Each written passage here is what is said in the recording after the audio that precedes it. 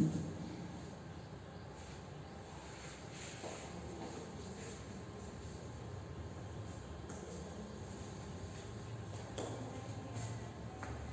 dear students, welcome to the accountancy class. What we have started, we have started chapter 1 from part 2. What is this chapter all about? This chapter is about accounting for share capital. Now ultimately, as you can understand, the share capital is related with companies. Okay. In PUC first year, you have learned various forms of organizations. Okay. By large, we are going to focus on 3 forms of organization. So in PUC, how many forms of organization? Accounting you are learning. You are learning to write down the accounts of various forms of organization. In PUC first year, you have already learned how to write the accounts for a sole trading concern. Correct? Then in the part 1 of PUC second year, you have learned how to write the accounting for a partnership firm.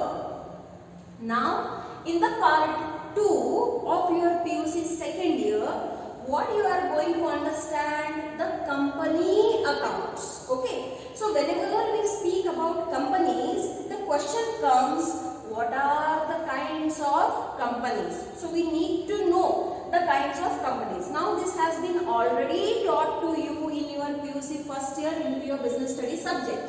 So today we are just going to quickly revise what are the kinds of companies. So if it comes for a 6 marks question or a 2 marks question, you should be knowing about it. Okay. ನೋಡ್ರಿ ಮುಂದೆ ಮಕ್ಕಳೇ, PUC first year ದಲ್ಲಿ ನೀವು already ಬಹಳಷ್ಟು ಬೇರೆ ಬೇರೆ ವ್ಯವಹಾರ ಸಂಘಟನೆಗಳನ್ನು ಕಲ್ಕೊಂಡಿರಿ. ಓಕೆ. ಅಲ್ಲಿ ಏಕ ವ್ಯಕ್ತಿ ಸ್ವರೂಪದ ವ್ಯವಹಾರ ಮತ್ತು ಪಾಲುದಾರಿಕೆಯ ವ್ಯವಹಾರ, ಕೊನೆಯದಲ್ಲಿ ಏನು ಜಾಯಿಂಟ್ ಸ್ಟಾಕ್ ಕಂಪನೀಸ್ ಐತಿ, ಇದನ್ನು ನೀವು ಏನು ಕಲಿಯೋರಿದ್ದೀರಿ? ಲೆಕ್ಕಶಾಸ್ತ್ರ, ಅಕೌಂಟಿಂಗ್ ಅನ್ನು ಕಲಿಯೋರಿದ್ದೀರಿ. PUC ಫಸ್ಟ್ ಇಯರ್ ದಲ್ಲಿನ ನೀವು ಒಂದು ಏಕ ವ್ಯಕ್ತಿ ವ್ಯವಹಾರದ ಎಲ್ಲ ಅಕೌಂಟಿಂಗ್ ಮೆಥಡನ್ನು ತಿಳ್ಕೊಂಡಿರಿ. ಇನ್ PUC ಸೆಕೆಂಡ್ ಇಯರ್ ಪಾರ್ಟ್ 1 ನೀವು ಏನು ಕಲ್ತೀರಿ ನೋಡ್ರಿ? ಪಾಲುದಾರಿಕೆಯ ವ್ಯವಹಾರದ ಲೆಕ್ಕವನ್ನು ಯಾವ ರೀತಿಯಿಂದ ಬರೆಯುವುದು ಅದನ್ನು ತಿಳ್ಕೊಂಡಿರಿ. ಈಗ ಪಾರ್ಟ್ 2 ದಲ್ಲಿ ನಾವು ಏನು ಕಲಿಯೋರದೇನು ನೋಡ್ರಿ? We are going to learn how to write down the accounting for the companies. So for that purpose ನಮಗೆ ಏನು ಗೊತ್ತಿರಬೇಕು ನೋಡ್ರಿ? What are the kinds of companies ಅಲ್ಲಿ ಯಾವ ಯಾವ ಪ್ರಕಾರಗಳು ಅದ. Okay. So broadly the classification is done on 2 categories, on the basis of liability and on the basis of number of members. Okay. So on the basis of liability, how many types of companies you can see? 3 types. The company is limited by shares, the company is limited by guarantee, and unlimited company. Then when we speak on the basis of the number of members, public company and private company. See my dear children, it is very important to understand that what kind of company it is, because it is not just theory, it has an impact on your accounting entries also. That's why it's very important for you to know the theory equally. See, business studies and accountancies go hand in hand. Business study is the theory and accountancy is the practical. Okay. So it's very important for you to understand the theory properly, because once you understand the theory correctly, then only you will understand that how it has put an impact on the journal entries, the accounting, or whatever ratios and everything that you are learning. Okay. So now let us learn these all kinds of companies in detail. Now, what is the first main type? It is on the basis of liability. ಹೊಣೆಗಾರಿಕೆಯ ಆಧಾರ ಮೇಲೆ ಸ್ಥಾಪನೆ ಆಗಿರುವಂತ ಕಂಪನಿಗಳು. So in that we are seeing the first type, companies limited by shares. So that is what is our topic also, accounting for share capital. Okay. So in this case, the liability of its members is limited to the extent of the nominal value of the shares held by them. My dear children, please understand what is nominal value. Nominal value means face value of the share. What it means, madam? It means that at what price your share was listed or it was prepared. So if now your shares are at premium, that value will be not considered. If the shares are at discount, it will be not considered.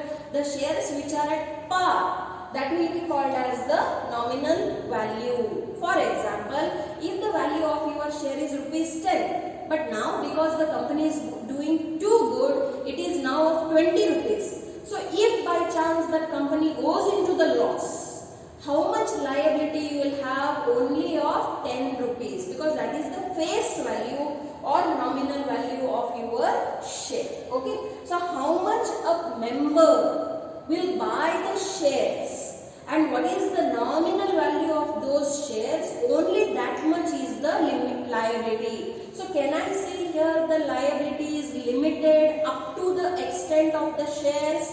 Yes. Okay. So if a member has paid the full amount, so whatever the share value is there, you have paid it full. Then when the company goes into the loss, you don't need to pay anything, nothing. Suppose I have taken 5 shares, one share of rupees 10 each. So how much money I need to pay? 50 rupees I need to pay. Suppose I have paid already the 50 rupees and now the company has gone into loss. Then I don't need to pay anything once again. Okay. So that when I say it as a paid up capital. Okay. But if the company has gone into loss and I have paid only 30 rupees so far, 20 rupees are still not paid by me, then at the time of the closure or winding up, I need to pay the remaining 20 rupees. So what they are saying, see, if a member has paid the full amount of the shares, there is no liability on his part, whatsoever may be the debts of the company. So your liability is limited only up to the extent of the nominal value of the shares. Okay. However, if there is any liability involved, it can be enforced during the existence of the company as well as during the winding up of the company. It means what? Suppose if I haven't paid any balance on the shares, just now I told you 20 rupees I didn't pay. So then when it will be paid by the shareholder during the existence of the company, whenever the company will demand to pay that much money, we need to pay. Or when the company is going into liquidation or it is getting closed or it is being winded up, at that time also the shareholder needs to pay the remaining amount on his shares. If everything is paid, then nothing, no need to pay. So here the liability is limited by shares. So the companies which adopt that kind of formation are called as companies limited by shares. Okay.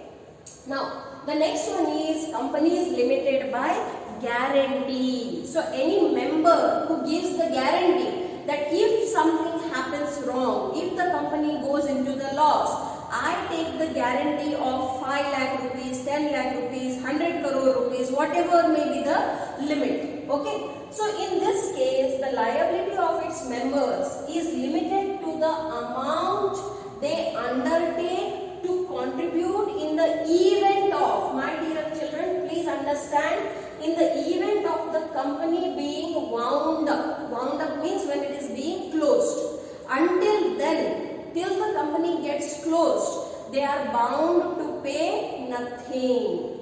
So that kind of companies are called companies limited by guarantee. Okay. Thus, the liability of the members will arise only in the event of its winding up. Only when the company is being closed, then only whatever guarantee they have given of 5 lakh, 10 lakh or whatever amount, that much amount only they should pay. So that kind of companies are called as companies limited by guarantee. Okay. Now next is unlimited company. These all 3 types are based on the liability factor. Okay. So what it says, when there is no limit, it means what? Unlimited liability. You all know the meaning of the word unlimited liability. What is the meaning of the word unlimited unlimited liability, it means what? See here it is written. When there is no limit on the liability of its members, the company is called as unlimited liability. What it means? When the company's property is not sufficient. Now see, company being an artificial person, it has gathered many assets.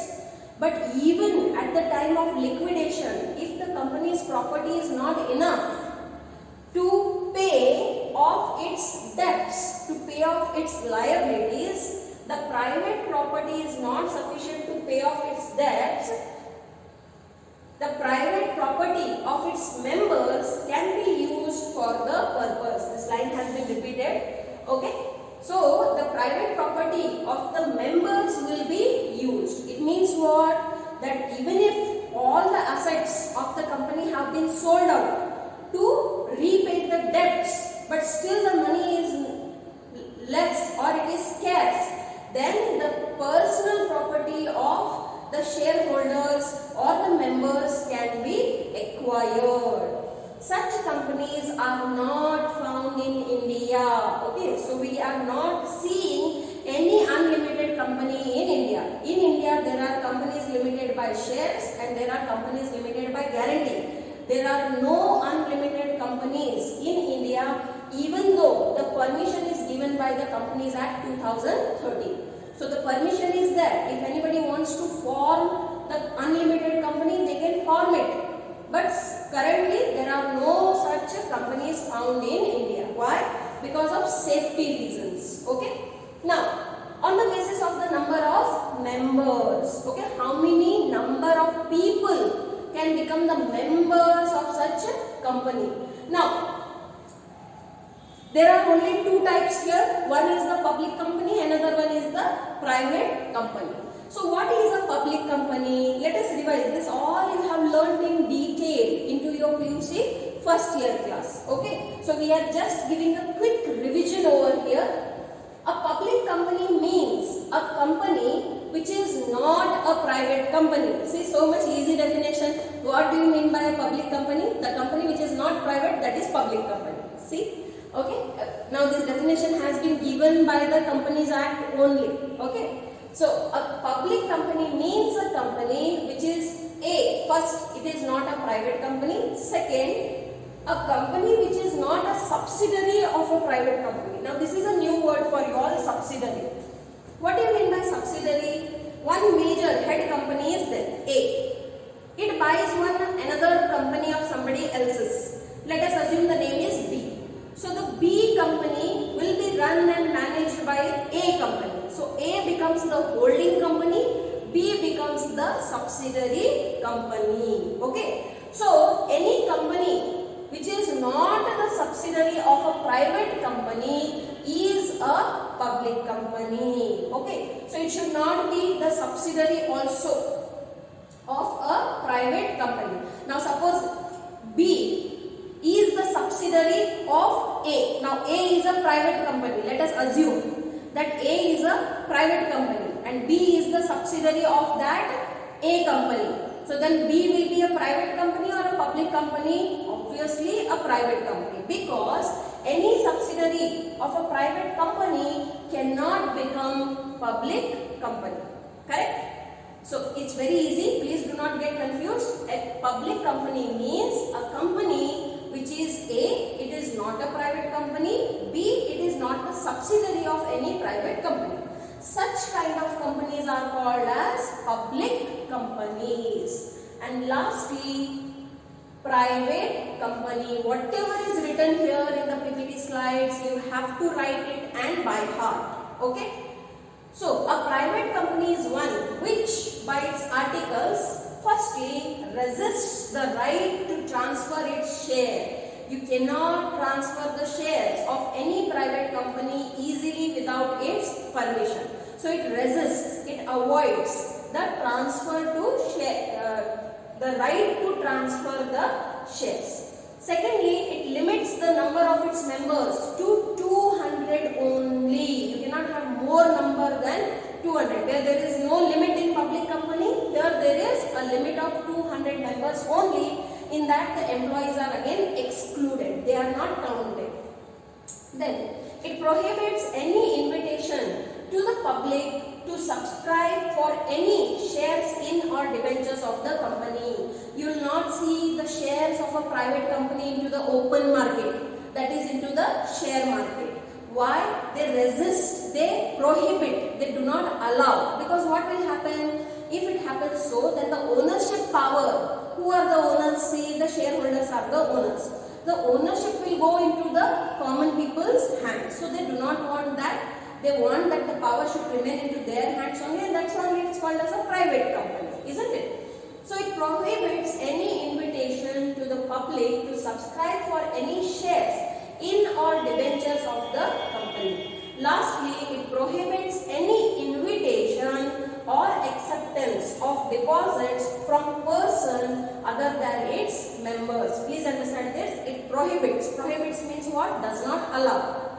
Any invitation or acceptance of deposits. They do not take any deposits. Neither they accept any invitation given by a person other than its members. So they will take deposits from its members, from its directors and the relatives, but not anybody else from the outside. Outsiders are totally not allowed in any form.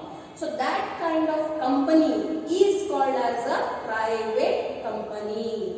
So these are the kinds of companies. Okay, why we require the knowledge of these kinds of companies? Because it has the impact on the accounting entries. What we are going to learn? We are going to learn the share capital entries from the next class onwards. Okay. So today's class is a very short one. Thank you.